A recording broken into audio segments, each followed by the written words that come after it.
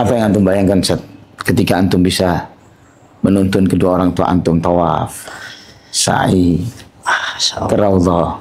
Oh, Masya Allah Ustaz.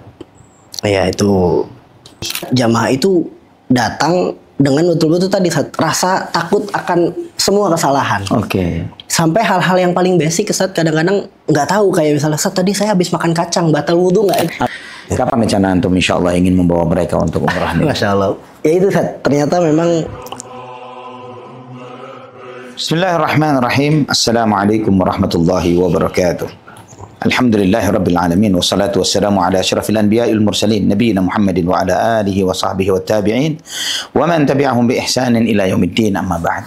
Saudaraku fillah rahimani wa rahimakumullah, setiap muslim dengan dia semakin memahami agamanya, dengan dia semakin mengkaji Al-Quran, semakin mengkaji hadis Nabi sallallahu alaihi wasallam, semakin mendalami sumber-sumbernya, maka setiap saat dari momen-momen itu akan semakin menambah bersyukurnya dia kepada Allah, menambah dia mengenal Allah Subhanahu wa taala, dan dengan itu semakin tercerahkan baginya, semakin begitu besarnya rahmat dan anugerah Allah Subhanahu wa taala, dan bahwa kita sebagai hambanya memang benar-benar tidak akan mungkin mengetahui hakikat segala sesuatu dengan sebaik-baiknya tanpa ilmu yang Allah Subhanahu wa taala ajarkan kepada kita. Maka oleh karena itu di antara hikmah dan ibrah dari diturunkannya Al-Quran, sebagaimana Allah sampaikan, Ar-Rahman 'allama Al-Quran. Ar-Rahman, Allah yang mengajarkan Al-Quran. Di dalam ayat ini Allah menyampaikan dengan kata 'allama, ta'lim, mengajarkan. Dan itu menginspirasi kita semuanya, bahwa ketika seorang muslim cuma sekedar membaca Al-Quran tanpa mempelajari isinya, maka dia tidak akan mendapatkan faedah besar dari apa yang dia baca itu. Namun ketika dia mendalaminya, maka di saat itu dia akan mendapatkan manfaat yang luar biasa dengan dia belajar Al-Quran, dan yang mengajarinya, gurunya adalah Allah Subhanahu wa taala Rabbul Alamin.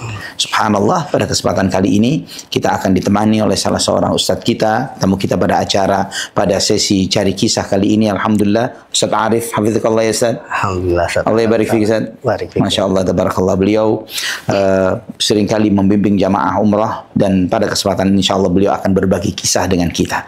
Syafarat Ustadz Arif. Alhamdulillah Ustaz. Gimana Ustadz? Ada boleh cerita sedikit tentang profil antum Ustadz? Iya, karena sebetulnya hanya seorang santri Ustaz dari Ustadz Abu Qatadah. Masya Allah, tabarakallah. Dari Ya Sunnah tahun 2015. Masya Allah, tabarakallah. Kemudian melanjutkan pendidikan sempat di Al-Azhar dulu Ustaz, di Kairo. Nah, baru pulang kemarin waktu pandemi Ustaz, 2021. Oh begitu ya. Nah, sejak itu di antara kesibukan selain ngajar, alhamdulillahnya dipercaya untuk beberapa kali membimbing jamaah umrah. Masya Allah, tabarakallah. Sudah berapa kali antum menjalani umrah ini Ustaz?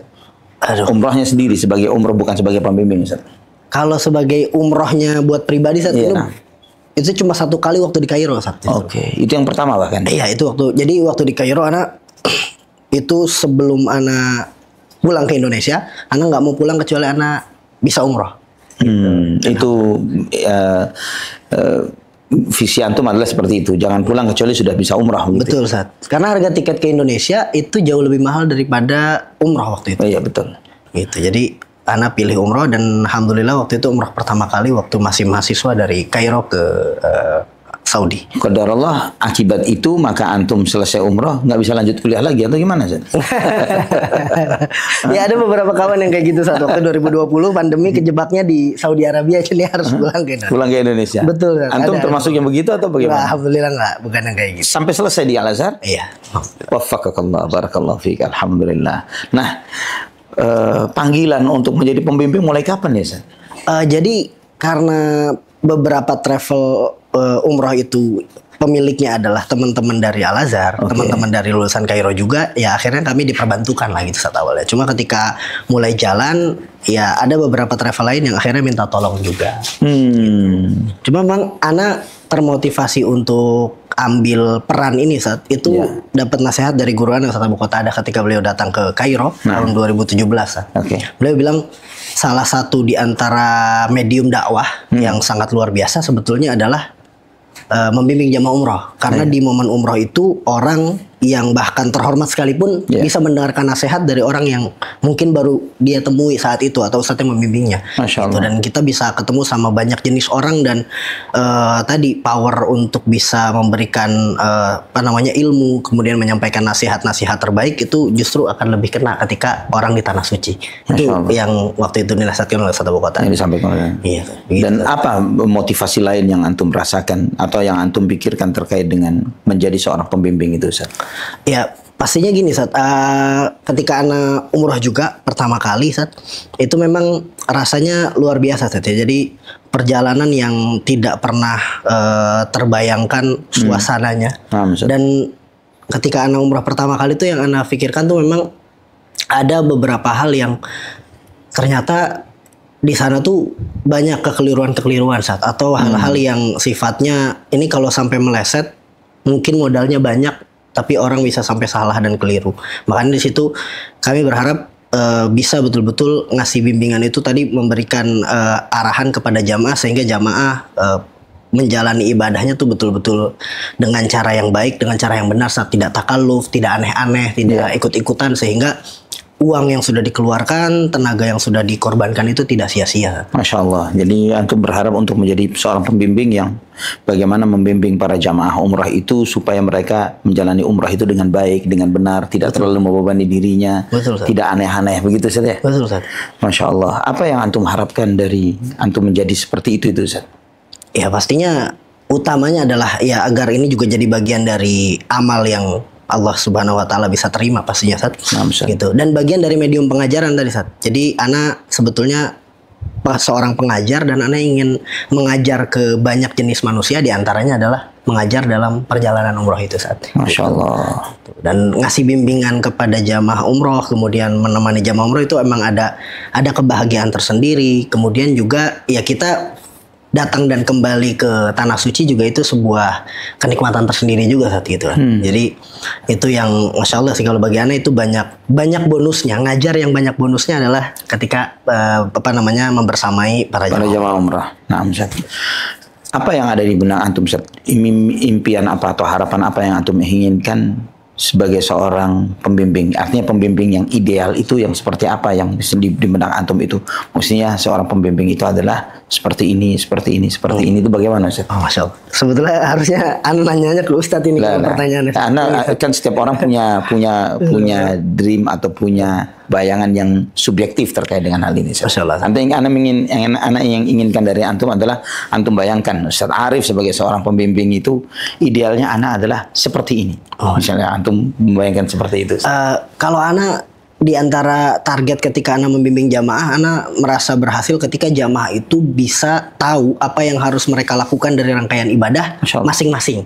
Masya Allah. Karena kan umroh itu memang bukan ibadah jamaah sebetulnya basicnya, Sat. Jadi ketika kita justru membuat jamaah itu sangat ketergantungan terhadap kita, artinya mereka kalau nggak ada kita nggak bisa ngapa-ngapain. Nah, itu kayaknya masih kurang berhasil kalau bagi anak. Jadi keberhasilannya justru ketika jamaah tuh betul-betul nangkep apa yang mereka perlu lakukan selama di tanah suci, misalnya rangkaian ibadah umroh tuh apa saja, bagaimana melakukannya, dan tidak panik ketika misalnya ketinggalan oleh kita, terpisah oleh kita. Jadi sudah betul-betul tahu. Terus juga ngingetin hal-hal yang memang sifatnya aham fal aham, Sat. Prioritas gitu, apa yang harus diprioritaskan, apa yang tidak perlu takalluf di sana. Nah, hal-hal seperti itu, Sat. Jadi kalau anak ketika jamaah itu bisa mandiri atau sudah tahu, sudah punya bayangan dan sudah paham semuanya itu tanpa ada keraguan, tanpa takut salah, karena pasti kebanyakan jamaah umrah terutama dari Indonesia tuh di antara gejalanya adalah selalu takut salah, Sat. Jadi semua ditanyain, semua ditempel ke pembimbingnya. Kalau bagi anak-anak berharap justru gimana caranya jamaah bisa mandiri, bisa paham masing-masing sehingga punya ruang untuk betul-betul ibadah tuh maksimal masing-masing. Masya Allah. Kalau sampai di situ itu titik keberhasilannya sih. Ada cerita-cerita tertentu yang pernah antum alami, Ustaz, selama sebagai seorang pembimbing, Ustaz? Oh, Masya Allah. Iya, Sat. Jadi kalau ana melihat ketika membimbing jamaah umroh, Sat, itu kebanyakan jamaah umroh pasti datang dari kalangan awam. Ya, sangat sedikit jamaah umroh itu dalam satu rombongan yang memang sudah betul-betul misalnya mutamakin dalam ilmu atau memang sudah betul-betul mempelajari. Kadang-kadang memang datangnya dari semangat terlebih dahulu ya. Jadi semangatnya jauh lebih besar daripada terutama misalnya jemaah-jemaah yang dari daerah Ustaz. Mungkin akses terhadap kajian yang berkaitan dengan umroh atau edukasi yang berkaitan dengan umroh juga terbatas. Jadi betul-betul hanya ada di semangatnya. Nah, kemudian biasanya jamaah itu datang dengan betul-betul tadi rasa takut akan semua kesalahan. Sampai hal-hal yang paling basic Ustaz kadang-kadang nggak tahu, kayak misalnya Ustaz tadi saya habis makan kacang batal wudhu nggak? Itu kan harusnya padahal udah bab taharah yang difahami dari usia berapa, tapi kadang-kadang ya Ustaz tadi saya habis makan kacang batal nggak? Habis gini batal nggak? Habis minum kopi gitu.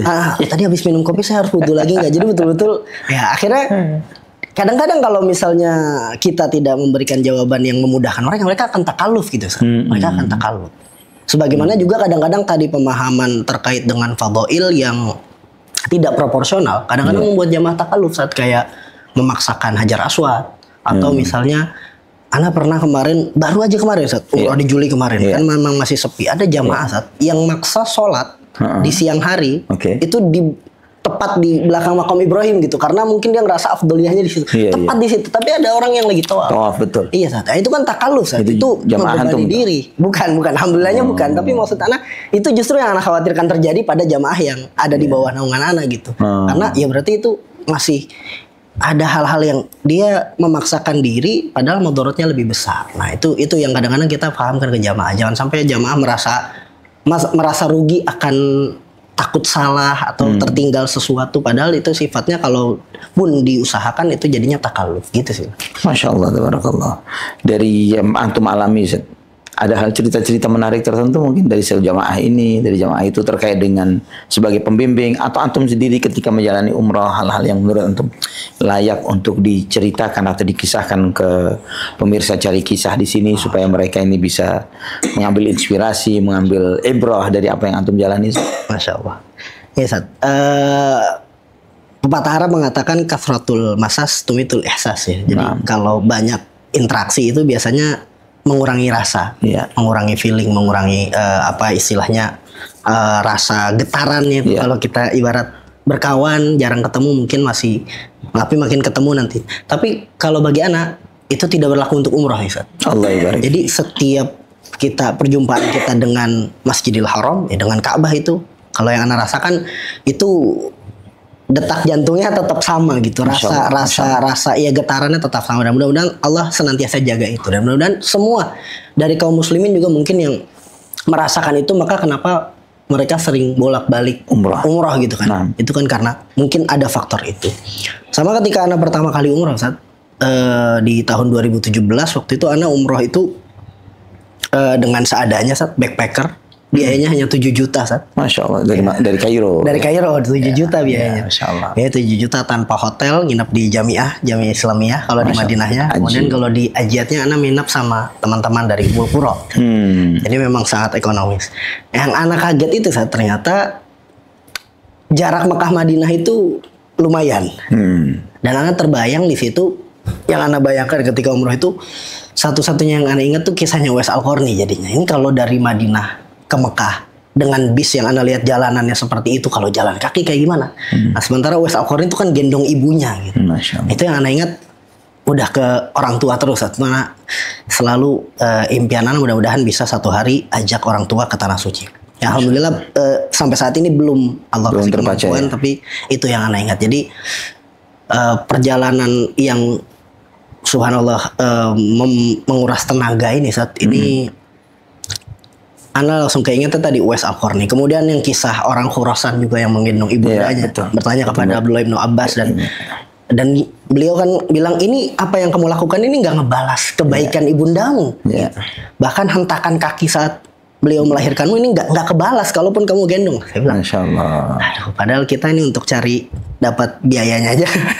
Apalagi kalau sampai bisa gendong. Itu saat jadi impian, saat itu yang kita di antara akhirnya yang jadi impian anak ketika berangkat umroh sampai hari ini pun bawa jamaah umroh, anak selalu ada iri saat dengan jamaah yang bisa bawa orang tuanya dan betul-betul bisa memberikan bakti terbaik saat. Jadi bawa orang yang hebat, sosok yang selama ini mendoakan kita. Allah Kita barik bawa fiik. untuk doa bersama gitu, doa di tempat yang mustajab bersama-sama. Mungkin tawafnya di, wah masya Allah itu, ana selalu terenyuh dengan pemandangan seperti itu Ustaz. Dan Masya Allah. jamaah-jamaah yang rata-rata membawa orang tua Ustaz, yang ana saksikan memang rata-rata powernya beda Ustaz. Itu powernya beda.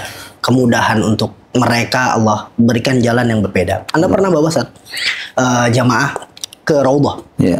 waktu itu Ustaz. Ke Raudhah antriannya panjang sekali Ustaz. Bulan Agustus tahun lalu. Antriannya panjang sekali. Kemudian tiba-tiba ada 2 jamaah anak hilang. Anak panik gitu karena pas bimbing wah masya Allah mana ini jamaahnya. Sampai anak juga akhirnya dipanggil askar. Anak bilang ini salah apa ini? Terus ini jamaah kamu? Iya. Kamu temani dia. Ternyata jamaah anak ini bawa ayahnya. Oke. Ayahnya itu sebenarnya harus pakai kursi roda. Cuma Iya. kan tadi ya sulit ya kalau ke Raudhah pakai kursi roda kan. Akhirnya ayahnya ini Bopong. Ustaz. Nah karena askar melihat ayahnya dibopong, dikasih early access Ustaz. Jadi Iya. kamu nggak usah ngantri ke sana, masuk. Oh masya Allah itu Ustaz, harus Ustaz. Ana melihat seorang ayah dan anak itu Masya masuk Allah. Raudhah, kemudian Masya Allah. Masya betul-betul tadi ya mereka berdoanya sangat luar biasa di dalam situ. Dan ya tadi Ana menyaksikan sendiri bagaimana orang yang membawa orang tuanya itu pasti punya rasa yang berbeda ketika mereka itu jadi impian tersebut. Kedua orang tua antum masih ada dua-duanya. Alhamdulillah masih ada Ustaz. Alhamdulillah. Berapa usia mereka, Ustaz? Baru mau ke 60 Ustaz. Oh, Jadi ayah nih. Ayah ya. Ibu? Bunda kurang lebih 5 tahun di bawahnya. Oh, Masya Allah, tabarakallah. Kapan rencana antum insya Allah ingin membawa mereka untuk umrah nih? Masya Allah. Ya itu Ustaz, ternyata memang masih belum terbayang sebetulnya. Walaupun memang Alhamdulillah Allah kasih amanah untuk bisa bimbing, cuma belum ada travel yang memberikan slot untuk bisa. Jauh bagi kita, dekat bagi Allah. Tapi semoga Allah SWT Dekat bagi Allah. Ya, Ustaz. Apa yang antum bayangkan kalau antum bisa bawa mereka, Ustaz? Tadi Ustaz ya, jadi anak akan pastinya banyak luangkan waktu untuk bisa beribadah bersama mereka, kemudian pastinya berterima kasih Ustaz. Tadi berterima kasih, dan anak ya tadi seandainya pun berhasil untuk bisa bawa, seandainya pun berhasil untuk bisa membantu apapun yang mereka butuhkan selama di sana, tadi itu ternyata masih belum membalas gitu ya.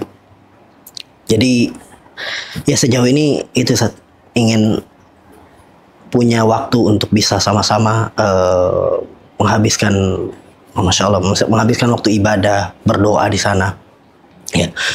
Dan hal-hal yang ya mudah-mudahan ya sebelum akhir hayat mereka Allah takdirkan untuk kami. Ya Rabb, insya Allah. Apa yang antum bayangkan, Ustaz, ketika antum bisa menuntun kedua orang tua antum tawaf, sa'i, ke Raudhah? Oh, masya Allah Ustaz. Ya itu luar biasa pasti Ustaz. Anak khawatir kalau anak lupa anak bawa jamaah lain Ustaz. Gitu ya. Tapi masya Allah semoga Insya Allah jamaah antum akan sangat paham ketika antum ya. membawa jamaah ini. Di samping itu ada orang tua antum bersama mereka. Nah, Ya. Artinya di situ ada pembelajaran yang luar biasa, sebagaimana yang antum tadi kisah sampaikan terkait dengan bahwa jamaah umroh yang membawa orang tua mereka itu powernya beda. Seperti antum sampaikan, powernya beda. Bahwa mereka itu bukan cuma sekedar menjalani ibadah umrah, tapi di sini mereka birrul walidain dengan tingkat yang sangat maksimal. Ya, mereka birrul walidain dengan totalitas. Kadang sebagaimana kita semuanya antum juga ya saat ini dengan tinggal mungkin tidak bersama mereka. Tinggal bersama mereka atau tidak, Ustaz? Berdekatan sih. Dekat dengan mereka. Tapi untuk otomatis interaksi itu tidak seintens ketika antum menjalani umroh dengan mereka. Betul, Ustaz. Yang otomatis hampir 24 jam antum dengan mereka dari sebelum berangkat sampai balik lagi. Ya. Dan itu di situ bukan cuma sekedar membayangkan terkait dengan suatu impian ideal, tapi juga di situ ada amanah besar, ada tanggung jawab, di situ ada ujian. Sebagaimana tadi yang mendatangi Ibnu Abbas, ya, yang bertanya bahwa aku sudah menjadi keldai bagi ibuku, ya, aku menjadi tempat buang kotoran di punggungku, buang kotoran ibuku di punggungku, kan begitu dia menyampaikan seperti itu. Dan aku membopongnya dan aku menggendongnya. Apakah dengan ini aku telah bisa membayar semua kebaikan orang tuaku? Dan kemudian kata Ibnu Abbas radhiyallahu anhuma, beliau mengatakan satu hembusan nafas yang dia regangkan ketika dia melahirkanmu belum bisa kamu bayar. Kan begitu. Artinya di situ kita menyadari bahwa mau kita setiap keberangkatan kita bersama orang tua kita pun kita belum bisa melakukan itu sama sekali. Masya Allah, tabarakallah. Itulah kenapa Ustaz kadang-kadang anak di momen sebelum tawaf Ustaz, anak ingatkan, terutama ketika jamaah ini udah mulai banyak yang mungkin ya berambut putih, ya mohon maaf atau lumayan usia, karena memang ya mayoritas jamaah umrah kan rata-rata memang dengan usia yang cukup lanjut Ustaz. Nah, kadang-kadang ingatkan gitu. Kita tuh mendoakan anak kadang nggak perlu diingat-ingatkan. Kita mendoakan pasangan kita mendoakan apa yang kita butuhkan, kita meminta ampun kepada Allah, itu sesuatu yang mungkin tidak perlu diingatkan. Tapi kadang kita lupa kalau kita lahir dari orang tua yang juga betul-betul kita harus memberikan doa terbaik di momen terbaik ini. Kadang itu mungkin bisa jadi hal yang terlewat Sat. Nah itu kadang anak ingatkan jamaah itu Sat. Karena ya tadi khawatir kita ingat dengan semua kebutuhan yang kembalinya ke diri kita pribadi atau orang yang di bawah naungan kita atau orang yang mendampingi kita, tapi kadang kita lupa ada orang yang selama ini menaungi kita, betul Ustaz, gitu. Menjadi sebab hadirnya kita, semua keberhasilan kita ini tidak luput dari doa-doa mereka. Kedua orang tua antum sudah umrah dan haji Ustaz? Ayah sudah haji alhamdulillah, tapi ya umi saya belum pernah haji maupun umrah. Belum. Masya Allah. Masya Allah, tabarakallah. Insya Allah mudah-mudahan Allah berikan kemudahan buat antum untuk bisa mengajak orang tua untuk berangkat umrah dan tidak cukup umrah, haji insya Allah ya Rabbal Alamin. Barakallahu fiik. Ada kisah apa lagi yang bisa antum bisa share kepada ikhwah-ikhwah kita terkait dengan perjalanan antum sebagai seorang pembimbing membawa mereka di dalam perjalanan ibadah ini, sebagaimana tadi antum ceritakan bahwa banyak di antara para jamaah itu karena berangkat dari ketidaktahuan dan keawaman mereka sehingga mereka segala sesuatunya dia nanya begitu ya, dan kemudian mungkin ada hal-hal unik atau mungkin bisa jadi lucu Ustaz, hal-hal yang mungkin antum lihat waduh kok begini begitu Ustaz. Gimana Ustaz? Iya Ustaz, ada beberapa jamaah kayak misalnya gini Ustaz, mereka sangat semangat biasanya selain daripada mereka ingin faidah untuk mereka, mereka ingin kebaikannya juga hadir untuk orang-orang yang mereka cintai. Biasanya di antara jamaah tuh yang sering berkonsultasi masalah tentang badal umroh. Gimana Ustaz teknis badal umroh dan sebagainya gitu Ustaz ya. Memang dalam masalah badal umroh kemudian 2 umroh dalam satu perjalanan ini ada perdebatan yang panjang Ustaz, dan memang kadang kami juga perlu jabarkan ke jamaah terkait dengan perdebatannya. Kemudian nanti jamaah yang menerima kerojihan itu dengan artinya yang rojih yang kuat begini dan lain sebagainya, mereka akan lapang dada ke sana. Tapi kadang ada juga jamaah yang tetap ngotot Ustaz karena saking inginnya. Mungkin kadang kami berikan ruang juga. Nah, cuma ada jamaah Ustaz yang dia mau kirim pahala umroh untuk orang yang dia cintai, tapi ternyata orang yang dia kirimkan atau orang yang mau dibadalkan itu masih hidup Ustaz. Sering gitu Ustaz. Gitu ya. Dia masih sehat walafiat di kampung udah gitu semangat gitu Ustaz. Anak pokoknya mau badal. Terus pas saya tanya, Pak hari ini jadi mau ke mikot dan lain sebagainya. Nggak jadi Pak Ustaz. Karena saya dimarahin malah sama anak istri saya. Kenapa? Ya karena saya tadi mau badalin umroh tapi mereka marah katanya. Kalau masih hidup itu bukan dibadali Pak, tapi dikasih ongkos untuk berangkat sama-sama gitu. Jadi kadang-kadang gitu saat ada semangat itu. Bahkan termasuk kemarin baru aja ada pertanyaan jamaah yang saya boleh nggak badalin anak saya? Anak ibu masih hidup? Iya masih ABG Ustaz. Tapi saya pengen biar nanti dia enteng jodoh. Saya bilang, wah ini bukan, nggak mesti harus dibadalkan Bu, tapi Ibu cukup doakan ketika Ibu di Masjidil Haram, ya di waktu-waktu yang mustajab, ya di tanah haram ini momen yang baik untuk bisa mendoakannya. Cukup doakan saja, nggak mesti dengan mengirimkan pahala umroh, apalagi masih hidup. Ibu doakan semoga anak Ibu segera berjumpa dengan mungkin pasangannya, jodohnya, dan semoga Allah satu hari berikan juga kemudahan untuk mereka berangkat umroh. Syukur-syukur bersama Ibu juga gitu. Masya Allah. Itu, jadi kadang-kadang ada jemaah-jemaah yang semangat untuk mengirimkan pahala mungkin untuk sebagian orang yang mereka cintai, tapi kadang tidak terlalu detail aturannya kepada mereka, teknisnya bagaimana, sehingga ada yang kadang salah paham gitu.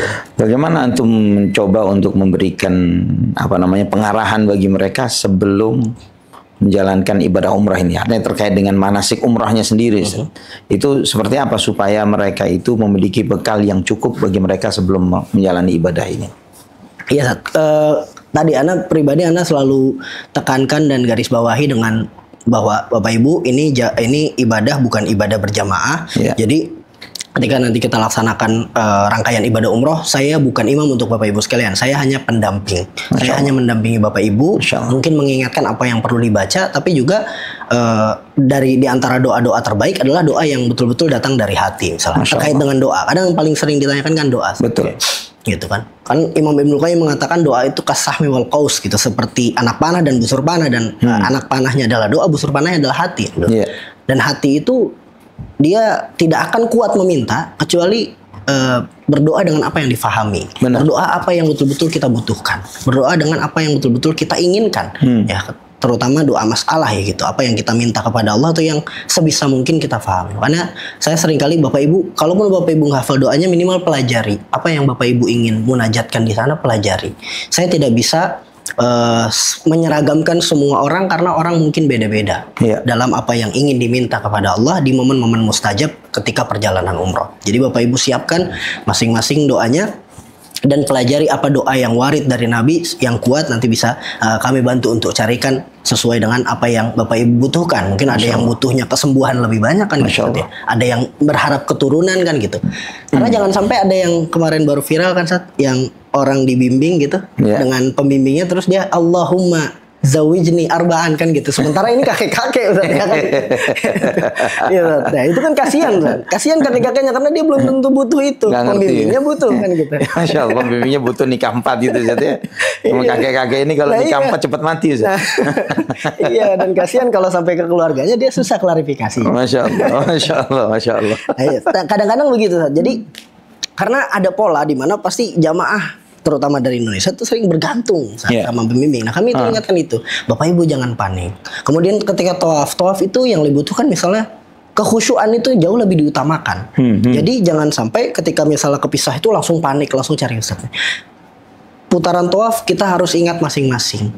Kemudian tadi apa yang mungkin kita baca perlu kita resapi masing-masing juga agar tadi betul-betul dapat gitu rasa ketika menjalani rangkaian tawafnya. Jangan sampai ketika terpisah kemudian nanti langsung panik, langsung cari ustadznya, telepon dan lain sebagainya. Masya Allah, ini ada yang sering kurang ditangkap oleh banyak jamaah umrah, mengira bahwa ibadah umrah itu adalah ibadah berjamaah. Betul. Gitu Ustaz ya.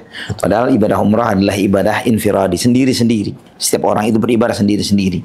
Maka adalah suatu yang sangat ideal bagi antum yang menjalankan ibadah umrah ketika antum mempersiapkan apa kebutuhan-kebutuhan antum sendiri kepada Allah Subhanahu wa taala. Ya, tidak diwakilkan oleh ustadz, pembimbing atau orang-orang yang lain, tapi antum sendiri yang memohon, berharap, bermunajat kepada Allah Subhanahu wa taala. Tugasnya seorang pembimbing adalah untuk mengarahkan, untuk mendampingi, untuk menjadi sumber ditanya ya ketika terkait hal-hal yang belum diketahui atau tidak diketahui di dalam ritual-ritual ibadah ini, maka itulah fungsi seorang pembimbing. Ustadz, antum pernah nggak merasa ketika sebagai pembimbing itu merasa gagal? Iya, merasa, aduh, kenapa saya kok begini nih gitu. Harusnya nggak begitu gitu. Pernah, Ustaz?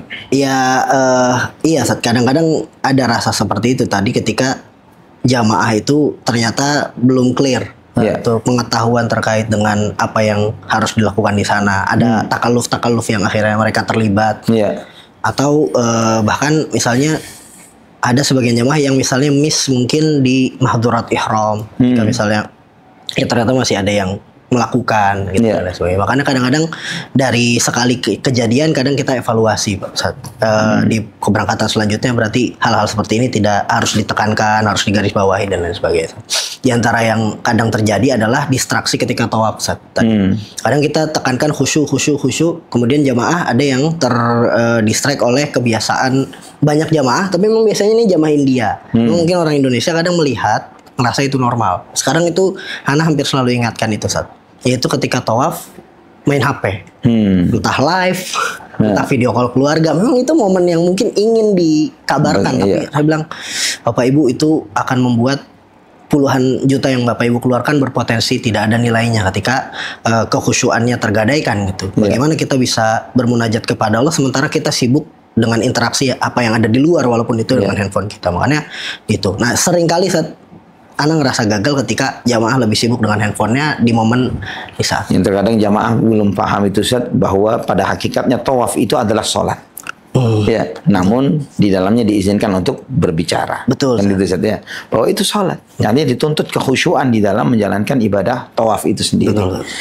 Tapi Ustaz, kemudian sebaliknya, pernah antum merasa bersyukur kepada Allah karena alhamdulillah di dalam proses perjalanan ibadah umrah dengan jamaah ini saya merasa begitu, artinya sudah totalitas sehingga layak untuk mensyukuri keberhasilan pada saat itu gitu Ustaz. Hampir nggak pernah sih, hampir selalu gitu, merasa ada kurang. Selalu ada kekurangan. Selalu ada gitu, yang dievaluasi karena ya tadi ya memang semua jamaah pasti ada aja kadang juga keluhan atau hal-hal yang miss, hal-hal yang kurang. Terutama kami juga kadang ngerasa di niat kaminya bisa jadi kalau misalnya ada hal-hal yang miss itu kadang kita evaluasi ke apa yang kita rasakan di niat kita ketika kita mengarahkan jamaah Ustaz.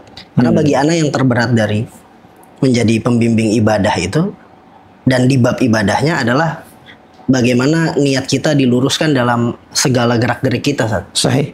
Itu yang berat Ustaz. Kayak misalnya kita mau ngingetin tentang kesabaran Ustaz. Ini beneran kita mau ngingetin tentang kesabaran dan kita berharap jamaah betul-betul memahami arti tentang kesabaran dalam perjalanan, atau kita tahu karena ini akan ada trouble dan jamaah butuh sabar di sana. Ini kan dua hal yang berbeda Ustaz. Apakah Anda jadi pelayan jamaah umroh karena pelayan travel, bahkan misalnya travel udah kasih tahu ini nanti akan ada trouble, Ustaz, tolong ingetin tentang sabar. Kadang anak kecewa kalau kayak gitu Ustaz. Karena wah ini jadinya kita seolah-olah jadi PR bukan dalam rangka ingin mengajarkan sabar yang sesungguhnya. Ya, tidak ikhlas di dalam mengajarkan tentang tema itu. Gitu, iya betul Ustaz. Jadi khawatir terganggu keikhlasan. Dan kadang-kadang itu ada dampak Ustaz. Ada dampak memang ya akhirnya memang betul tidak sebagaimana kalau seandainya kita betul-betul berusaha untuk meluruskan niat dalam menyampaikan hal-hal tadi. Itu terasa dampak. Masya Allah. Nah, kalau dari selama proses antum membimbing perjalanan umroh dan selalu ada proses evaluasi yang ingin Anda tanyakan Ustaz, mungkin ini bisa menjadi salah satu penutup dalam sharing cari kisah ini Ustaz, yaitu apa kira-kira yang menjadi kiat antum yang antum harus siapkan atau antum harus lakukan atau pelajari atau sebuah listing yang ini harus akan lakukan atau persiapkan sebelum membimbing jamaah umroh supaya saya menjadi seorang pembimbing yang baik, begitu Ustaz. Masya Allah. Yang kayaknya kiat-kiat harusnya lebih pantas dari Ustaz. Tidak banyak Ustaz, yang pasti kita tadi ya perlu pertama membekali diri kita dengan ilmu pastinya Ustaz. Nah, Ustaz. Kemudian juga meluruskan niat tadi dalam setiap apa yang disampaikan, memastikan seandainya ada khilaf kita perlu untuk mendalami khilaf yang ada. Kemudian juga berusaha untuk objektif dengan situasi dan kondisi jamaah. Karena lagi-lagi jamaah itu punya karakter yang beda-beda dan penyampaian kepada satu dengan jamaah yang lain perlu cara yang berbeda-beda. Nah itu kadang kita belajar untuk memahami manusia dalam menyampaikan ilmu. Karena proses membimbing umroh itu kan semua itu proses transfer ilmu. Gitu. Jadi bahkan kadang-kadang ada tidak sedikit jamaah yang sangat-sangat mengekor dengan apa yang kita sampaikan. Jadi kalau kita keliru, kita akan beresiko untuk memberikan kekeliruan kepada orang banyak. Gitu. Tapi seandainya kita benar dan kita baik dan meluruskan dengan cara yang terbaik, mungkin akan punya dampak besar juga untuk jamaah umrah, bahkan mungkin punya dampak besar untuk kehidupan mereka setelah pulang ke Indonesia. Ketika mereka dapat hal-hal yang positif yang memang mengena pada diri mereka. Makanya yang terbaik adalah bagaimana bekalnya, bagaimana keikhlasannya, dan juga bagaimana cara kita untuk bisa berinteraksi dengan jamaah yang berbeda-beda. Karena tadi lagi-lagi ini miniatur kecil dari ruang dakwah yang kita jalani mungkin sepekan 2 pekan. Tapi kalau seandainya itu memberikan kesan terbaik kepada jamaah, mungkin itu akan memberi dampak baik kepada kehidupan setelahnya. Allah yabarik fi. Masya Allah. Ikhwafillah rahimani wa rahimakumullah. Alhamdulillah kita bersyukur kepada Allah Subhanahu wa taala pada kesempatan ini. Ya, di sesi cari kisah kita mengambil banyak pelajaran dari Ustaz Arif Hafizahullah, di mana beliau menyampaikan banyak pelajaran kepada kita bagaimana tugas seorang pembimbing, ya, apa yang boleh dan yang tidak boleh dilakukan oleh seorang pembimbing, yang seringkali kadang sebagian jamaah tidak menyadari atau kurang memahami akan hal itu, bahwa pembimbing ini tugasnya bukanlah untuk menjadi imam totalitas dari sebelum berangkat sampai pulang, tapi adalah sebagai pengajar yang mengajarkan hal-hal yang kurang dipahami oleh para jamaah, bukan sebagai imam di dalam menjalani sholat ibadah umrahnya, tapi sebagai pembimbing juga di sana, mengarahkan dan sebagai tempat bertanya ketika ada hal-hal yang kurang jelas dari itu semuanya. Karena pada hakikatnya ibadah umrah adalah ibadah personal, di mana seseorang itu dituntut untuk bagaimana dia membangun hubungan eratnya dan dekatnya dengan Allah Subhanahu wa taala di perjalanan tersebut. Dan juga